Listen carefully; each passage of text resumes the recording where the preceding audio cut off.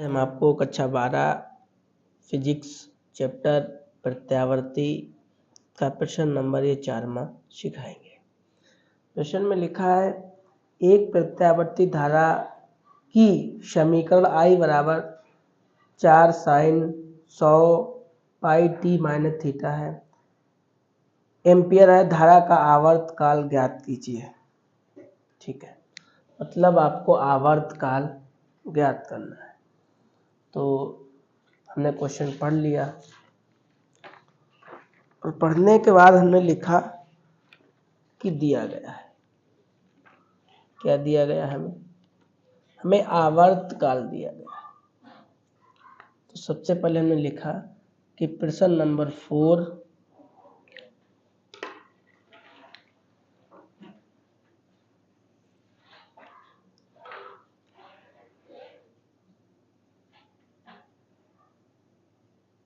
दिया है।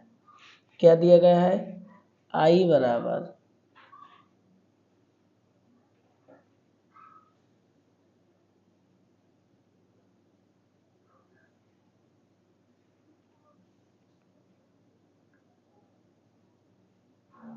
100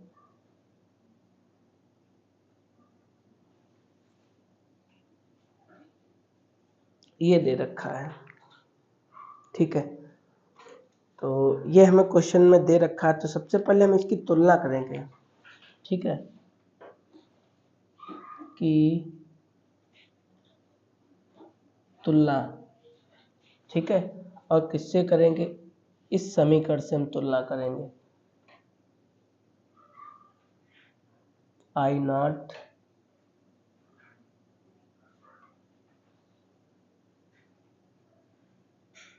ठीक है,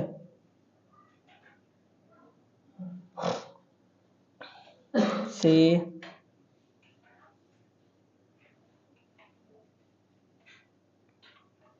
करने पर।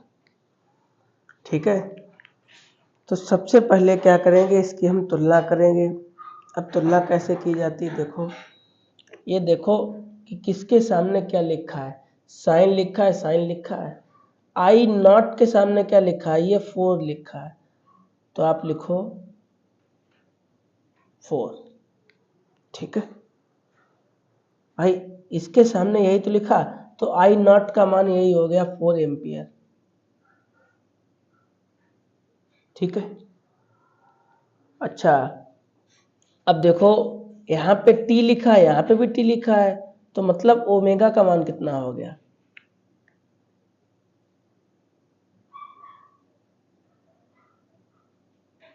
सौ पाई हो गया। आप तुलना कीजिए, आप देखो यहाँ पे भी T लिखा है, यहाँ पे भी T लिखा है, तो ओमेगा का मान यही तो हो गया 100 पाई, वही तो लिखा है यहाँ पे। इतना समझ गए? आपसे पूछा है आवर्त काल, मतलब आपको T ज्ञात करना है।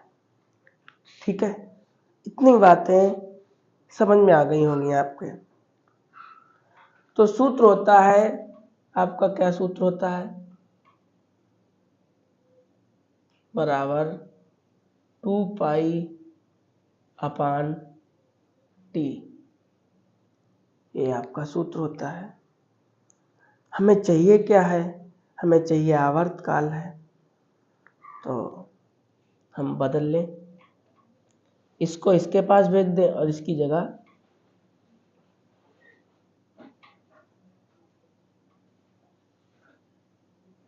ऐसे लिख लें। कोई दिक्कत? कोई दिक्कत नहीं भाई। हमें जो चाहिए था ना, हमें ये चाहिए था, तो इसे इसकी जगह भेज दिया, इसे इसकी जगह भेज दिया। और 2 तो 2 पाई, 2 पाई तो 2 पाई, और इसका मान कितना है? 100 पाई, 100 पाई लिख दिया। तो पाई से पाई कट गया, पाई से पाई कट गया, और कितना बचा? ये 2 बचा, और अपान में 100 बचा। इसको भी काट दो। ठीक है, तो आप काट दो या इसका डायरेक्ट भाग दे दो। आप देखो 100 का भाग देना है आपको 2 में, 100 का भाग आपको 200 में देना है, तो भाग तो जाएगा नहीं भाई। अब जाएगा, अब भी नहीं जाएगा, दशम लगाओ, 0 बढ़ाओ, अब जाएगा। कितने बार में जाएगा? 2 बार में जाएगा।